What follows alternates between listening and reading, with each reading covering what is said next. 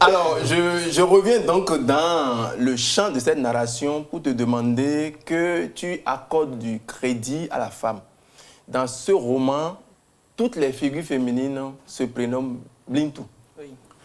Et dans cette course contre la dictature, finalement, une Blintou prend la tête des choses. Oui. Dis-nous, quel rapport tu établis donc entre cette narration et l'émergence de la femme dans cette société où la femme de plus en plus a tendance à perdre sa place?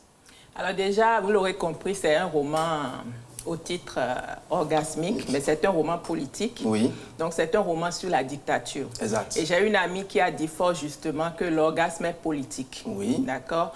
Et donc je parle évidemment de la politique, de l'histoire politique africaine, qui est une histoire douloureuse. Oui. Et je contrebalance cette douleur par l'orgasme pour amoindrir les frais. Et tu pousses loin la tendance en conceptualisant donc la démarche politique en cours dans ce roman, à savoir le socialisme orgasmique. Oui. T'es sérieux là? C'est sérieux, parce que... C'est quoi ce concept? C'est une parodie, oui. C'est une parodie de l'histoire politique africaine. Vous savez que nous avons eu nos indépendances, grosso modo, en 1960 dans nos pays francophones. Ensuite, nous avons eu une courte série d'années où il y a des pères fondateurs, ceux qu'on a appelés les pères fondateurs de l'indépendance, qui ont régné peu ou prou. Et très vite, les militaires s'en sont mêlés, 2 ou 3 ans après, et ont pris le pouvoir. Bon, c'est des durées variables dans les pays, mais à un moment donné, quand même, tous les pays pratiquement africains francophones se sont retrouvés avec des pouvoirs militaires, autocratiques. Et puis, ces pouvoirs-là se sont dit, il faut qu'on se dote d'une idéologie. Donc, ce ne sont pas vraiment des révolutions, c'est des choses qui sont devenues des révolutions par la suite. Mais ils se sont alignés beaucoup plus sur l'URSS.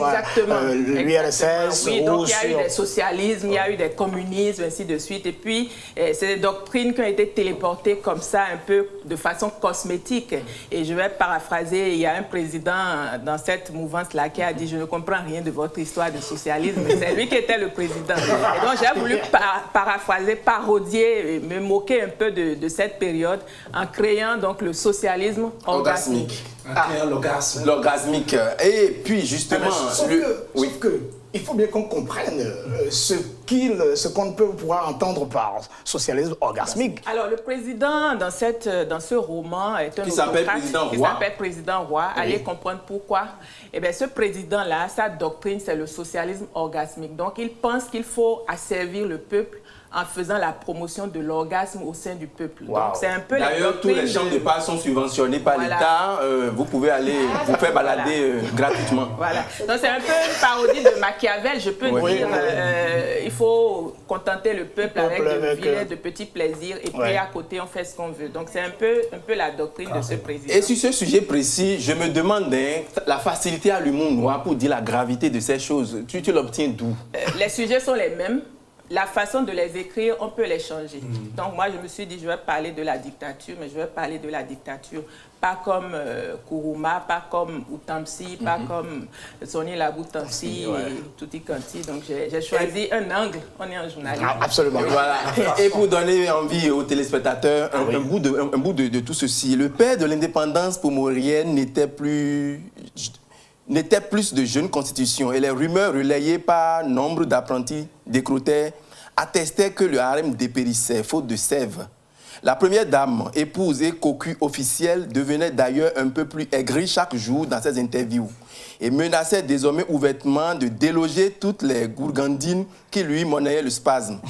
C'est dans ce contexte déjà délicat que le président Roy, qui ne l'était pas encore à l'époque, décida de mener son coup d'État jouissif. C'est vers le moment où une enquête farfelue de l'agence d'intelligence mettait en cause l'aide de camp du président, le chef de la garde présidentielle et son adjoint, ainsi que 4 autres cadres de l'armée, dans une imaginaire affaire de détournement de fonds destinés à l'équipement des forces armées pomoriennes. Je m'en arrête là pour vous dire que c'est un roman qui se lit avec plaisir, parce qu'on est embarqué dans l'humour. À chaque page, Carmen nous trimballe dans du rire, mais vraiment, et qui nous questionne, qui remet en cause notre entendement.